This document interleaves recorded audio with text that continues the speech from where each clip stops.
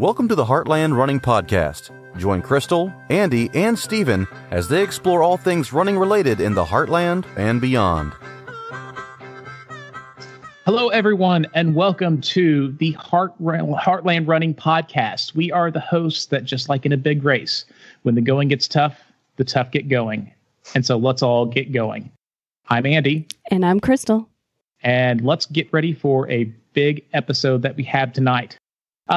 This is not going to be a normal episode, and it's really not possible for us to have one. And personally, I've really struggled with how to properly go about presenting this episode, and I'm not sure what really the best way is. We all don't know what's going to happen, and it's going to be, a real honest and might be even emotional at times. So we're just going to go for it. And thank you to the listener for coming along with us. Let's go ahead and handle the big news first. If you're a listener and you don't follow the social media and just listen to the podcasts, we do have some sad news. Earlier this week, the host and pretty much our leader of the podcast, Stephen Lee, he passed away suddenly and unexpectedly. And I can't verbalize how sad we are about what it's been for us and been for everyone who is on the social media and all the lives that he's touched. And it's been tough, but we're going to move on. We're going to continue on because that's what he wanted to do. Stephen, he was 46 years old, and he leaves behind two teenage sons, Chandler and Zachary, and not to mention the countless lives that he's touched with his zest for life and infectious, positive attitude that has motivated so many of us to call him a friend. This episode never would have happened if not for the encouragement of his sons. They knew firsthand how important the Heartland podcast was to him and wanted this race recap to happen. And we want to make sure that it happens for you, the listener. So here we go. This episode is going to be a race cap of the Bourbon Chase 200-mile relay and the exploits of Team Sword. And this is made up by Heartland Running, Stephen Lee, and Crystal Clark. The other team members who are tonight are Scott Black, Brian Abner, Kelsey Gibbs, and Netta Vogt.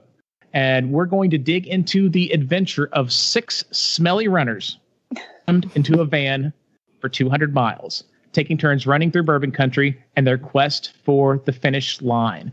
I would like to personally welcome everyone to the Heartland Running Podcast. Thanks for coming on, everyone.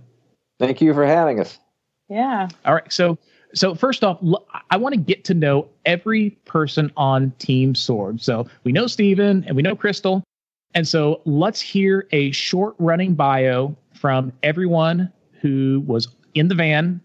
And let's go ahead and let's start with Scott. All right. My name is Scott Black. Day job, I'm a sports medicine doctor and the director of the physician assistant program at the University of Kentucky. And then my fun job is I'm one of the co-creators of Sword and do all things running related. All right. Thanks, Scott. Brian. All right. My day job, I'm a physician assistant at a rural health clinic in Barberville, Kentucky. I have 2 twin boys, and I just love running. All right, Kelsey. I am a teacher by day, a physics teacher. I am a twin mom by afternoon, and then runner by any opportunity that's possible. All right, and Netta. And I am an optometrist in my everyday life, and I am a road runner turned trail runner, and I have been running ultras since probably about 2014, so I may be more of the odd man out because the road running is not my thing anymore, so... Okay, so we've got all of these characters, I guess, in this story that we're gonna throw together here. And myself, I've never run a relay. This is kind of similar to like a Ragnar. I know those are really popular, but pretty much what everyone's doing is everyone is getting in a van, and then everyone has a stage that they're going to take on this race. And I know that you guys did it a little more unconventionally than what most people did, because I think you took a little bit longer stages because the number of people that are on the team. Is that correct? Yeah. So okay, everyone's nodding. So yeah. So normally what it is a regular team would have 12 runners on it, and each stage or each leg you would go runners 1 through 12, and then they would repeat that 2 other times. So you do 3 legs in total. So Scott reached out to us and decided he wanted to do the ultra version of that. So we cut the team in half and we did the same thing, but with 6 runners. And so what we did was we each took 2 legs. And so we ran them back to back. So if you were runner 1, you ran legs 1 and 2, and it went through like that. Okay, so it sounds like Scott was kind of the instigator of all of this, and the organizer. So what you guys have done is you've put this team together, and then organized everyone to get together and pretty much get this thing going and get to the start line. So what's it like to organize a group like this, in case someone who's listening to this is thinking, wow, this sounds like a really cool thing and I would like to do this? What does it take to get your crew organized and then put together some sort of game plan so that way you can get from start to finish? And I guess I'll go ahead and ask Scott this, since he sounds like he's the instigator of this. Well, I think it's right when you said I'm the instigator. As far as organizer was concerned, I told him early on I'm the worst team captain ever because I'm not very organized. And I really think Netta probably did more organizing than I did. I contacted everybody. I said, let's go run this thing as an ultra and let's have fun. And that was it. I kind of helped decide that, maybe we'll do this 2 legs at a time. And that was as far as I was concerned, that was about it. I turned everything over to the team and said, let's just go run. Okay. So Netta, you got called out here as someone who was kind of part of the organization of this and trying to get this motley crew put together. So, what was your getting this thing initiated? What was your role in that? It all came down to the spreadsheet. and we came up with a new spreadsheet. Yeah, and there's a hashtag out there, don't mess up the spreadsheet. You could have landed on the moon with this spreadsheet. I mean, it was perfect.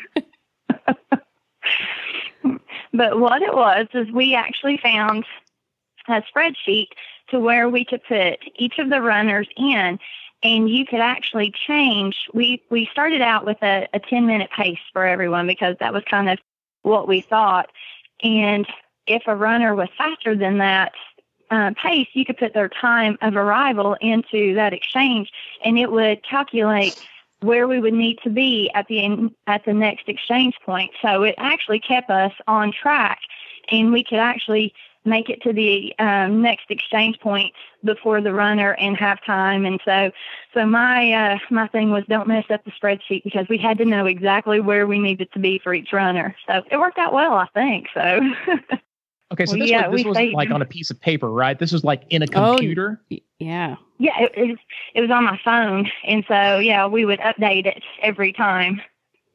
So this was a technological masterpiece to get to the finish line there. So obviously don't mess with the spreadsheet. Keep the spreadsheet going. What was the order of runners? Who was the first runner to take off? I was the first guy out of the van.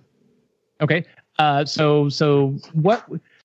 Give me a description of kind of, where you were at and, what was the course like and, timing, and did you start in the day, start in the night? Just kind of let's get a timeline, and I want to go through the order of all the runners through that first timeline. All right. So I guess our initial time for start was supposed to have been 2:15 p.m. They thought we were really, really fast. So thankfully they backed us up to 8:15 a.m. And the starting line was at the Jim Beam distillery, I believe. So the first leg, I think, was about 4-point-something miles. Fun enough about it for me, I love trail running. So the first section had some trail on it, surprisingly.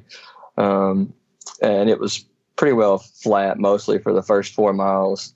After you leave the trail, you got on a more 2-lane highway. And then the next leg was one of the longer legs. I think it was about 7-point-something miles. Actually, my first leg must have been longer than that, because the first 2 legs overall were about 14.5 miles. But the second leg was all on pavement. And surprisingly enough, the whole last 1.5 miles was uphill. So training for Tunnel Hill, I'm not used to that. And so, but I kept thinking in the back of my mind, I'm not messing up the spreadsheet on the first leg. So I pushed through. Okay, next. Next would have been me.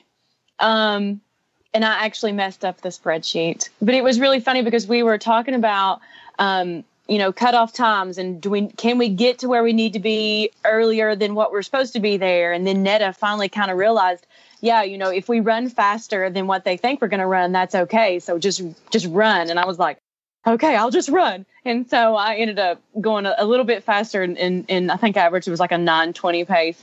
And I followed along in the same kind of path that he did. It started on a 2-lane highway. And we cut through, and it was more just single lane back roads. I had some pretty decent hills in my first leg. Like it was a little bit killer. And in the description of the legs, Scott colored them. And he's like, oh, the orange leg is the easiest. It's the shortest, but that one leg is going to have some really bad hills. And I'm like, okay, no big deal. And, so like I was into the leg 4. So I did 3 and 4. So I got into leg 4, and there was this hill, and it was just like, it kept going, and then it would cut, and then it would go some more. And it's really funny because Steven got that on video. It was like, how was that? And I'm like, well, I followed this hill, and then I turned, and it kept going. And so it was kind of funny to see on the recap video that he did. Like he got that comment after that first leg. I mean, it was hilly. It was a little hilly. Isn't that the other hashtag? It's a little hilly. It's a little hilly. Yeah. Okay, next leg. Yeah, I took over from Kelsey. And for anybody that's run the Bourbon Chase before, the hill she's talking about is Potter Shop Hill. And I think you know what that is. It's the second worst climb on the whole course. And I took over from Kelsey, and my first leg was a lot of downhill. So you jump out of the van and you start running downhill, which is never a good thing. And then it kind of rolls from there. And the sun was coming up; it was getting warm. So for the middle of October, temperature in Kentucky is supposed to be about 65 degrees, and it was 80 degrees by then. So it was a warm day. The good thing about my first leg is that it ended at Maker's Mark Distillery. And it was a party atmosphere when I got there. Everybody was, they had a music going, and it was just, Sword had a hydration station set up there. Business partner Sean Stasko was there with a tent, and we had a really good time at Maker's Mark. Didn't get to stay long because we had to hop back in the van to get to the next exchange. Okay, next. And so from there, Steven took over from Scott, and so he took off from that leg there. I don't really remember much from that leg, from him coming back. He crushed every leg. So this was the whole thing. This is what I remember most about him from that leg, is we watched him come in and he was sprinting like it was the end of a 5K, like full on out. And he stopped. I'm like, okay, you remember that we have you have 3 more legs to go, right? Or 2 more legs to go. Like, he's like, I feel great. And I mean, he kept going, and he did do a good job. And then didn't he have over 40 kills in that first leg? That's right. So yeah, talk about the kills, what a kill is. Okay, so apparently, and this is something new that I have just learned. I'm new to the ultra world, new to the relay world. And so I just kind of come along, like I joked before, for the runner's high and as entertainment. So I figured out, or I learned, that a kill is when you pass somebody on the course. And so he, like she said, sprints in like it's a 5K. And I mean, he is just giving it all he has. And it's like, oh, I got 40 kills. And we're like, how many did you get? 40 kills. So yeah, he dominated that leg, to say the least. Okay, yeah, I saw that whenever I saw a picture on the Facebook page that had the amount of kills that was on the side of the van, that you guys had marked that on there. I wasn't exactly sure what that was, but that's every runner that you guys passed, and that's what you considered a kill. So yes, and then if you get past, you had to subtract from that. And I believe Steven was calling it a respawn. That was his term for it. Yeah, you respawn. That's awesome. So Crystal, your leg. Actually before me, so from Steven, it went over to Netta. Okay, Netta. Yes. And so, whenever, Crystal was talking about when Stephen would sprint in, I would be a nervous wreck because I could see him coming and flying toward me. And I'm thinking, there's a bracelet that you have to pass off from runner to runner, and you have to hand it off. And I was always so nervous because he was coming in blazing, and I'm thinking, can I get this bracelet? Am I going to drop it? But he would hand it off to me, and I feel like there was so much energy that I would turn and I would just take off sprinting. I'm like, wait a minute, I need to slow down. I'm not Stephen. I don't need to go this fast. And so my first leg, he handed the bracelet off to me. It was probably about 3:00, so it was nice and warm. And I had a 16-mile section, a little over 16, almost 16 and a half miles. And it was a lot of rolling hills right next to the highway. And so it was a big wide shoulder. And so I would run up one hill, get to the top, look ahead and see that I would go down and I'd have to go back up. And I would go down and back up. And so I did that for about 16 miles, and probably a couple miles before one of the exchange points, I was running up the hill, and I hear, woo, yay! And I look out, and it's my teammates who were standing they had pulled off the side of the road. I guess they felt sorry for me and thought that I needed some encouragement, and I really did. And so we were given high fives and fist bumps, and that kind of got me through that section. And then I went through to the next exchange point, and Crystal was waiting for me there, and I handed off the bracelet to her. All right, okay, Crystal, and now before turn. I go into my story, I love Netta because she's just like, yeah, it was a real tough section, and it was the longest one, and my teammates were there. And so what we need to clarify is that Netta also had just finished running, a little race. What was it, 2 weeks before, Netta? Is that right? Yes. So, yes. Go ahead and tell us about your little race that you had just finished prior to this. 2 weeks before, I did the Yeti 100 miler in Damascus, Virginia, and so it was on the Virginia Creeper Trail, and so it was a 100-mile race. And, so I was a little bit slower, so I probably did mess up the spreadsheet a little bit, for the guy, for my teammates. But my legs were a little sore. And then Vermont before that, when was that? Vermont was the middle of July. So there was some recovery time there. So 200 milers this summer. Yes. But no big deal. So in other words, Netta is a machine. Is that what we're getting at? Yes, and she also volunteered. So this is how we organized and decided who was going to do which leg. Scott sends out an email and says, "Hey, who wants to do what? Just tell me." And so he had it broken down which each one would look like, and Netta volunteers, I want the hardest, longest one. And so that's what she signed up for. So yes, to say she's a machine is probably an understatement. So plus we were all scared of Netta. And Crystal, tell us a bit more about those bracelets. They weren't just routine, regular old bracelets. Yeah. What were they? So we had the bracelets that you wore were like those snap bracelets, slap bracelets, like the kids wear. So it almost looks like a ruler or something, and you slap it on. She really liked to slap it on people, which of course made me a little nervous because I was the one she was slapping it on. But so she came blazing in, and you know what? I was ready to take one for the team. So I put my arm out and I let her slap it on as hard as she wanted, and that got me off onto my leg. And my leg, so I was finishing off the first kind of third. I had like the best leg. And I have to say, how I got my leg was basically, it had all been down. They had all been assigned except for 2 legs. And part of that has to do with, both Stephen and I, or whatever you want to give us, that's great. And we all know how laid back Stephen is. And so it came down. So there was the, what would that be? The 4th and 6th, runners out. And so he's like, oh, and of course, just being the sweetheart, he's like, you know what? I think Crystal should take that last one because she's better looking than I am. So it'll be better for pictures. And so that's how I ended up with that one. And it was just, I loved it so much. It started, everyone had to run through the heat of the day. I was near the end of the day.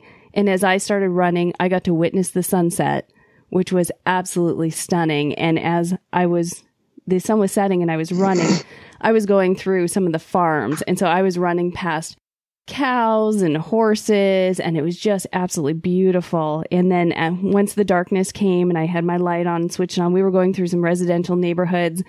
And then you come down into, I don't know what little town it was, but you come in and it's just, you run into a party, and it was just the coolest thing. And then I hand it off to Brian, and then it just keeps going from there.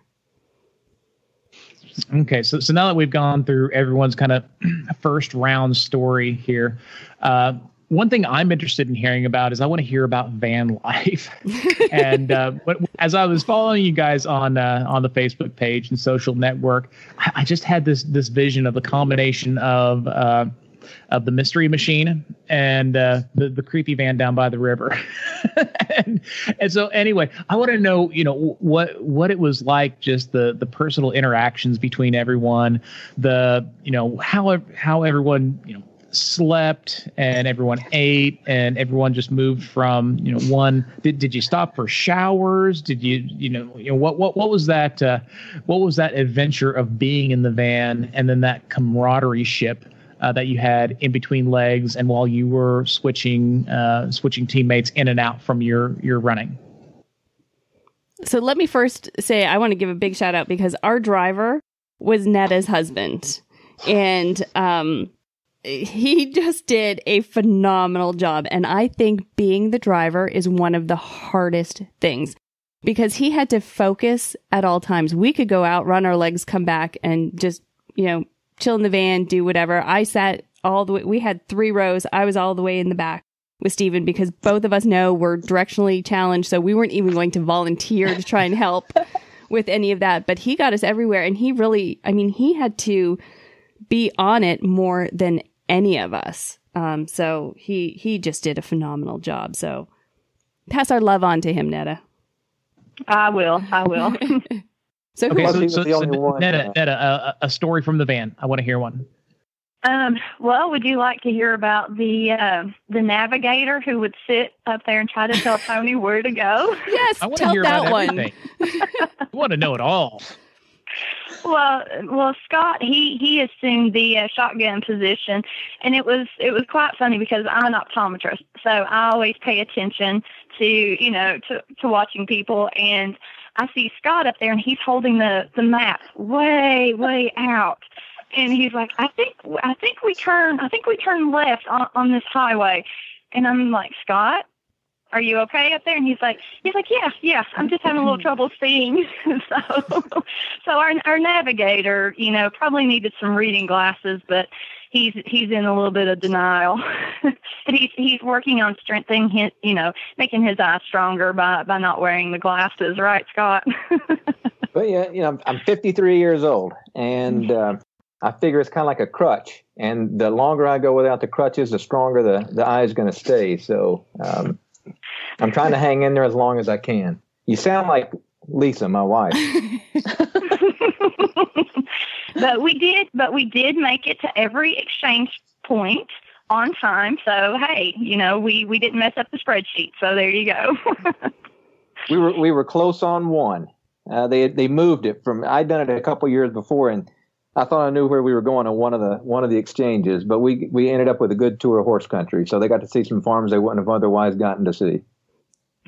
Yeah, we had another close call too when we stopped for lunch. We're like, let's have a nice sit down lunch, and we were about to order all this stuff, and everyone's kind of like, well, wait, when? And Stephen was out on this one. I did tell him about this afterwards too. And we're like, wait, what does the spreadsheet say? Okay, we're having lunch and we have to get over there by when? And we're like, oh, shoot, we're not going to make it. And so luckily we had an awesome waitress who was willing to throw everything into containers and all that. And we showed up like minutes to spare. But I brought Stephen really, really wanted a Coke. So I had his nice cold Coke ready for him. And he was none the wiser till I did tell him afterwards. But it was good. All right, Kelsey, best van story. Yeah. Oh, you have some good. Well, let's see. I like I said, I'm new to this ultra thing, and I'm the one that they call and are like, hey, do you want to do this? And I'll say, sure, okay. And I don't ask questions. I don't prepare. I don't train. I just kind of just go and hope for the best and pray my way through it. And so I probably our best one was Friday night when we were like finally at more or less like a quiet stopping point. I think Scott was out on his leg and Stephen was getting ready to go. And all I wanted was just to sleep for like 10 minutes. I just need to sleep for 10 minutes. And I kind of got wedged in between, like in the floor, in between like the front seat and the middle seat. And I was going, oh, my back. Oh God, my legs. And it was really funny because everybody was like snickering and laughing and we didn't get any sleep. It didn't go as well as we thought because, nobody could get comfortable. But other than that, probably the other one would be just like passing the baby wipes. Thank God for baby wipes. Like I need to invest in some Huggies baby wipes because if they made one trip around that van, they made 10 trips around that van. And that was more or less our showers. Like that saved us all from nasty stench for the most part. Yeah, there were times we didn't even have a chance to change. Did you change at all, Kelsey? I kept the same shirts on. Like I kept my same shirt on. I did change my shorts. That's right. You did get a chance once, to change I think. Yeah. So I want to go around. Who changed? There was at least one person who did not change the entire time, wasn't there? Brian didn't change. That's sort of a personal question. Oh, we were well beyond that. No, I remember one of the times too, like Stephen, we were out and he's like, for all of this, I feel like the van should smell worse. Like we don't smell. And we were all out for a little bit and Scott's like, no, it smells in there. And Stephen's like, no, I don't think it does. Then we got back in and the doors had opened in the heat of the day. We're like, oh no, it smells in there. Like I say, you got to take your hat off to Tony for that because, when you stink, you can't smell yourself. And he was the only one in there that didn't stink. So he got to smell all of us. Yeah, he was a saint. Okay, Brian, your turn. Oh, gosh. I don't know. I guess, my favorite part about being in the van, I mean, we did all stink. But, there's, in ultra running in general, there's so much camaraderie. And that's one of the reasons I really draw, to ultra running. But, I knew everybody through social media and some personally before we went. But, just inside that van, we were family in that thing. And so, being there with everybody and just spending time with everybody and just getting to encourage each other, that was probably, the best part for me most of all. All right, Scott? Best story. I don't think I have any funny stories, just best memory. It would be... and this can go back to Stephen a little bit. I don't think there was a single person in the van that didn't just take in and relish everything as much as he did. I mean, he was always taking pictures. He was always taking videos. He was always sending stuff out on social media. When we would be in the van trying to sleep, he'd be taking pictures of us sleeping. So I think he enjoyed every single minute of what we did. I don't doubt that at all because anytime I ever ran a race with him, I mean, he always had the little GoPro out. He always had the camera going. I mean, we were just, talking, recording, doing, and creating memories to know that they'd always be there for us to go back and watch those. So I guess the van miscongeniality of the van is probably going to be Stephen. And so, that's kind of what he did in everyone's lives. And I think that's why he had so many friends and why he was such an influence on everyone is that, he just always had such a positive attitude. And that's probably something that's important whenever you guys are doing what you're doing and having a good time. Anyone have any more important van stories before we move on to the last leg? You know what? I do. Sorry. Go ahead, Netta. Oh, go ahead. No, go ahead. I was going to say one story that I wish that Stephen had got a couple pictures of was Scott doing his yoga, because Stephen and I were trying to show Scott some yoga poses, and I wish that we had some photographs of that because that would have been funny. So I can't see, and I'm stiff, and I'm 53 years old, so.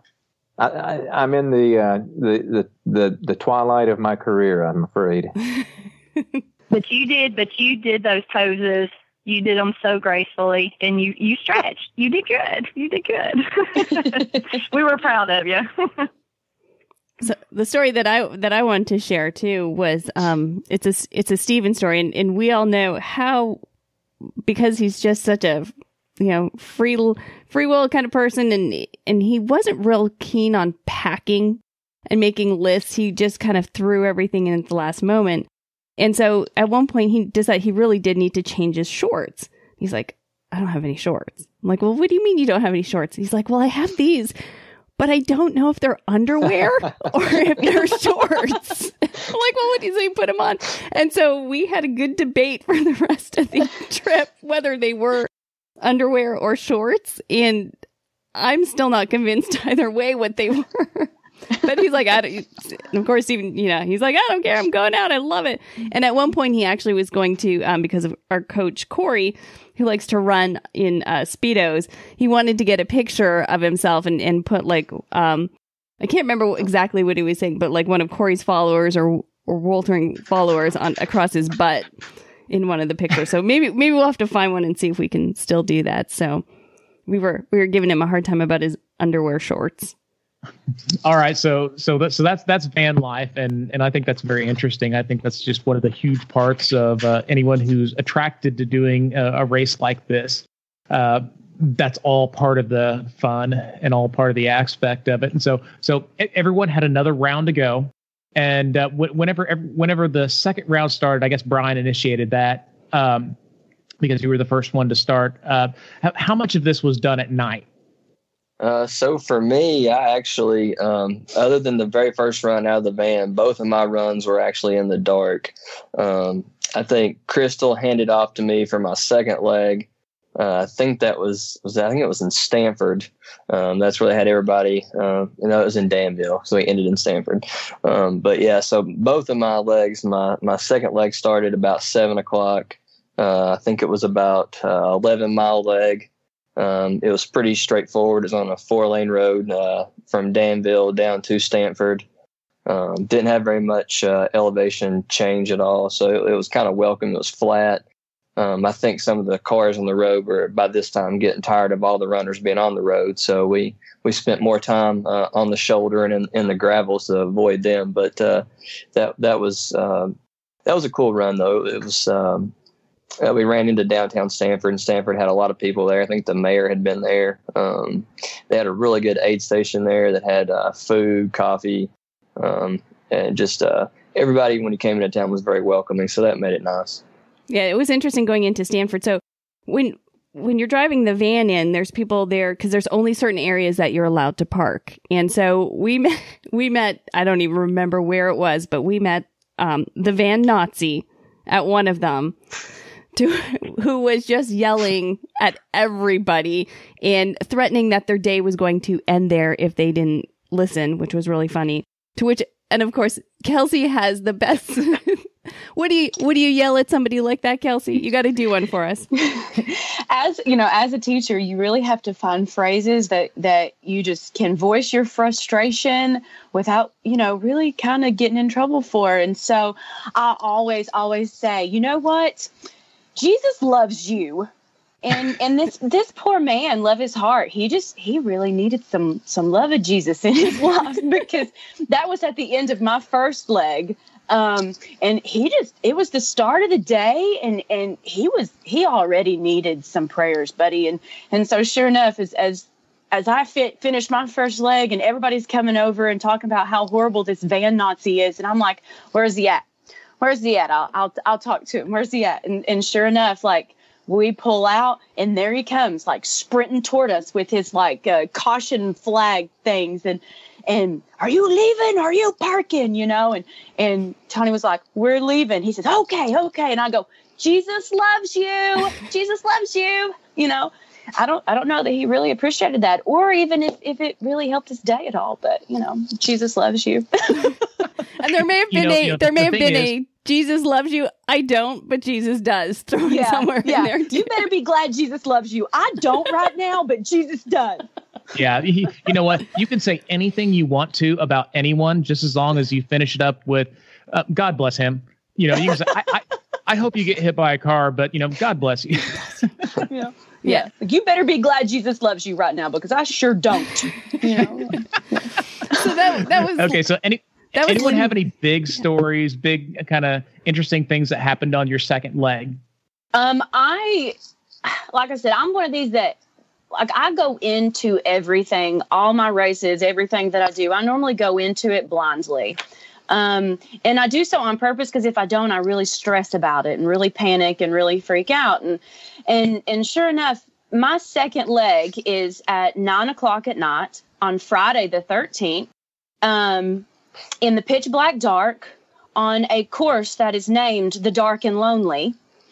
And the description is, if you're not too careful, you're going to get lost in the dark abyss. And I'm like, nice, great. And so I invest in this big spotlight of a headlamp, But yeah, it really, honestly, wasn't too bad. But yeah, I mean, if you go in stuff blindly, you don't really have to think about anything. You just go in it blindly.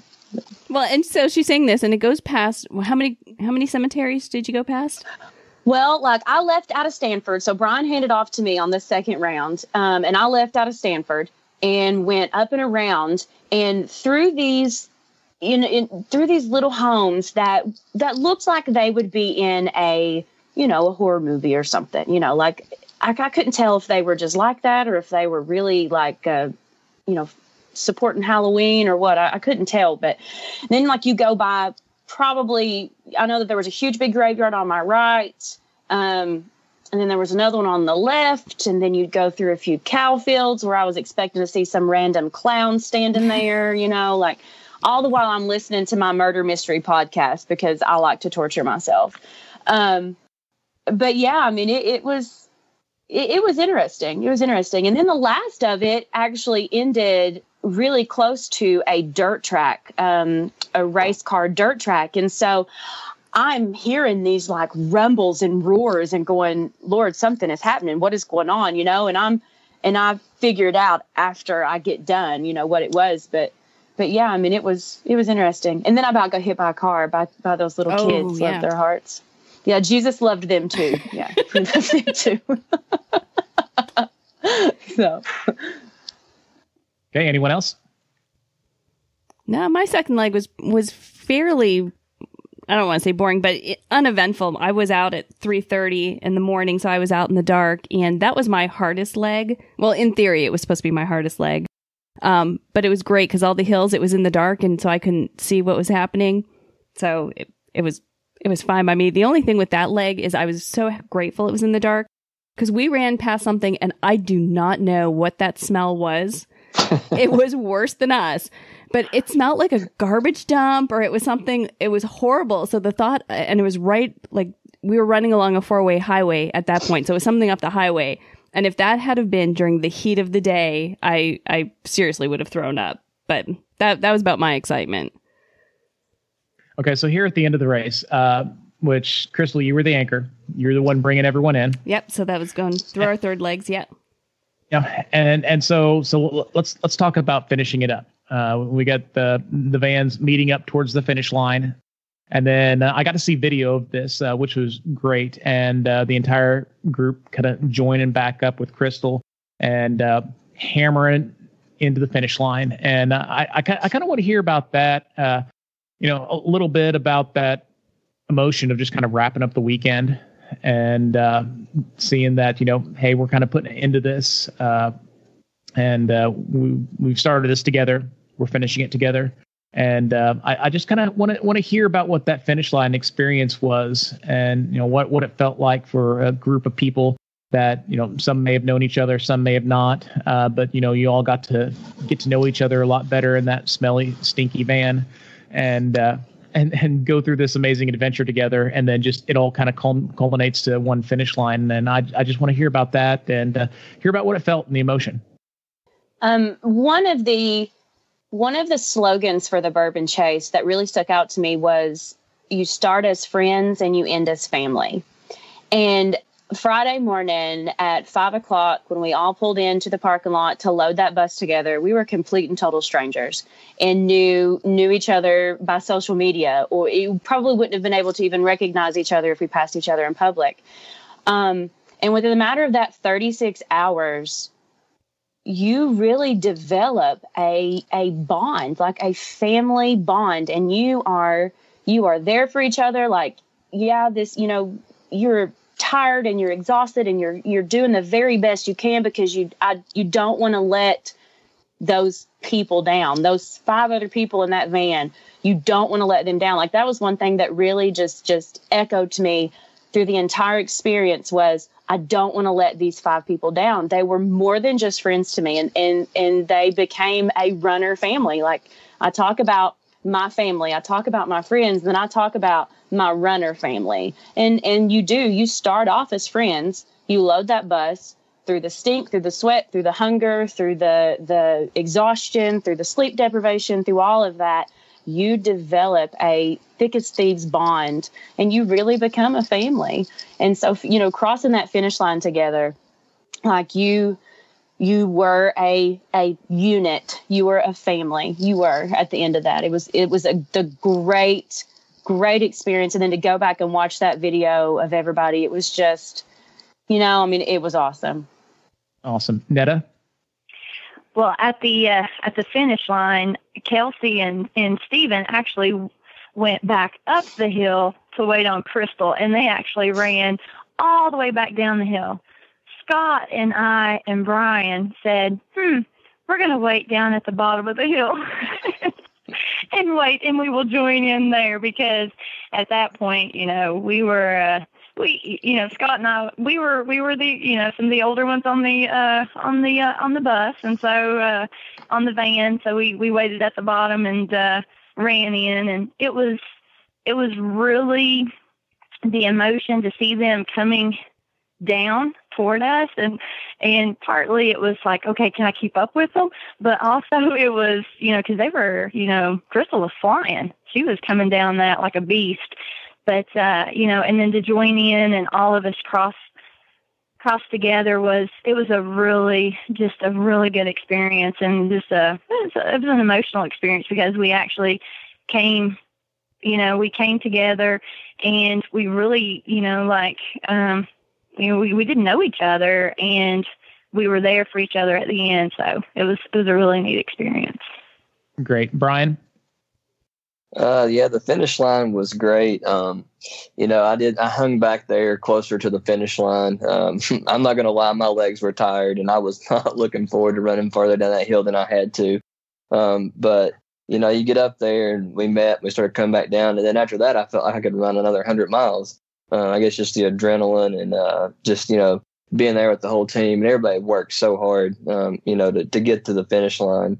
That's one thing I have to say about everybody in that van. They were a go-getter. It didn't matter if your run was in the heat. It didn't matter if your run had hills. It didn't matter if you ran in the dark.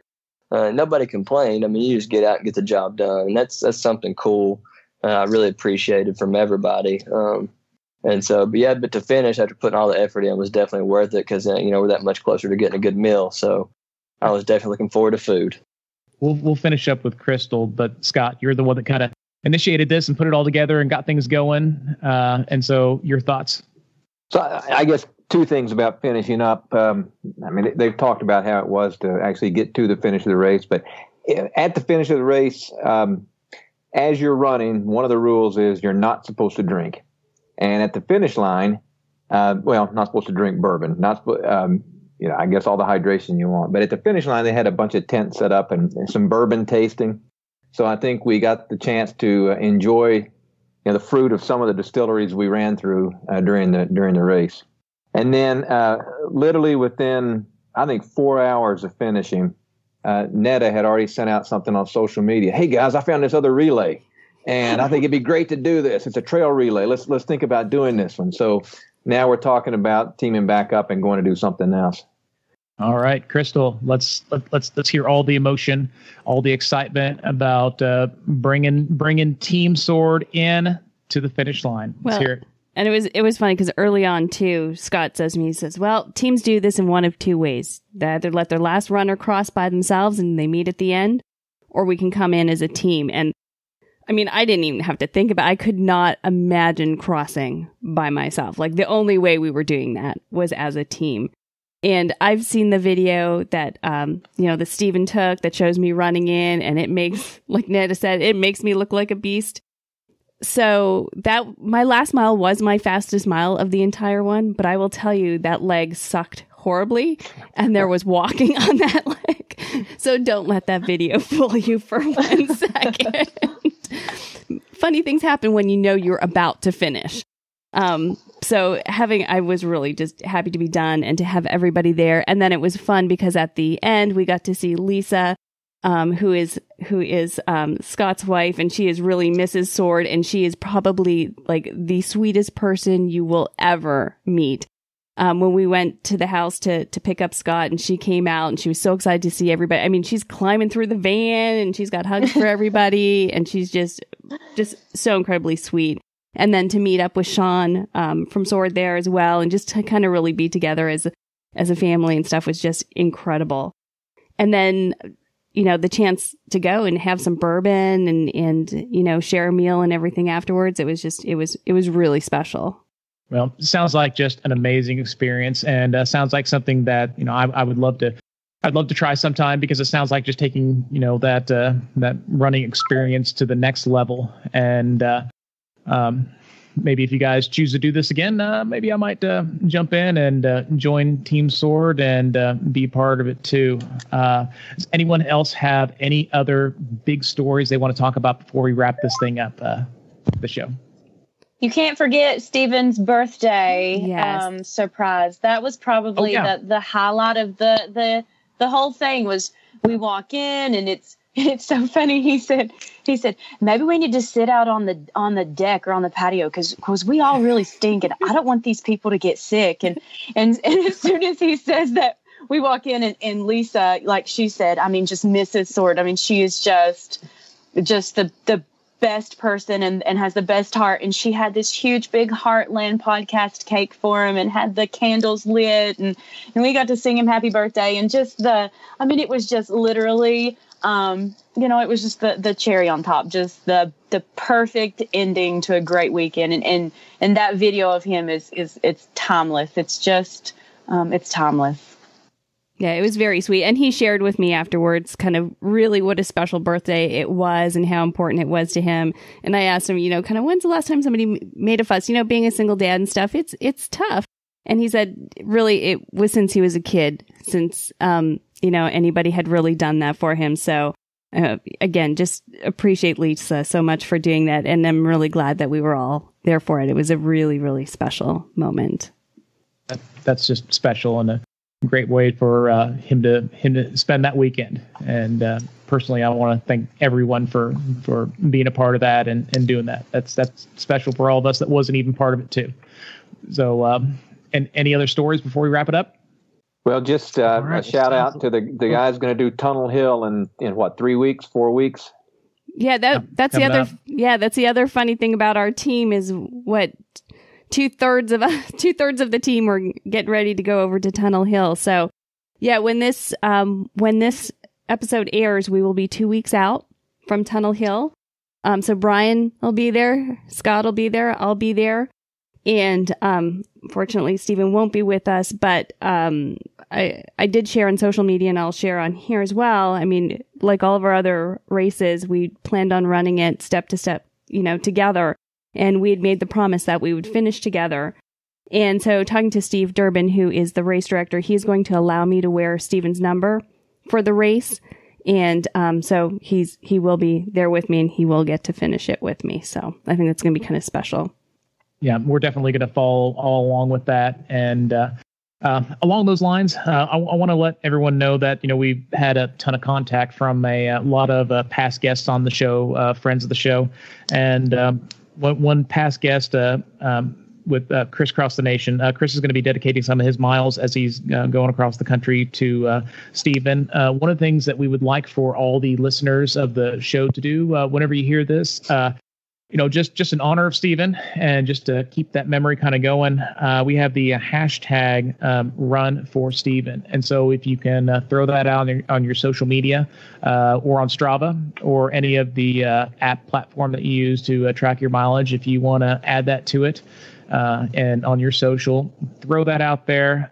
Just kind of let the world know, because the world knew Steven. Everyone knew Steven. And so, let them know that, you're still thinking about him. You're still running for him. I used that hashtag for the 5K that I ran this week, and I'll continue to use that until I feel I've used it enough, and it's going to be a while. And so I hope everyone can do that too. And so I think this is a good opportunity to also talk about, the future of the Heartland Running podcast. We still have some decisions to make.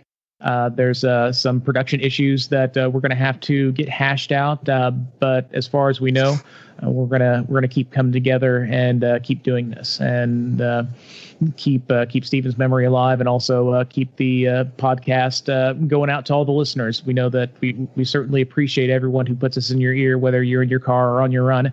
And that's important to us. And we've had many people reach out to us and tell us how important the show is. And it's important that we keep that going too. And so there might be some breaks here and there while we're getting everything squared away. And we hope that they're limited and small.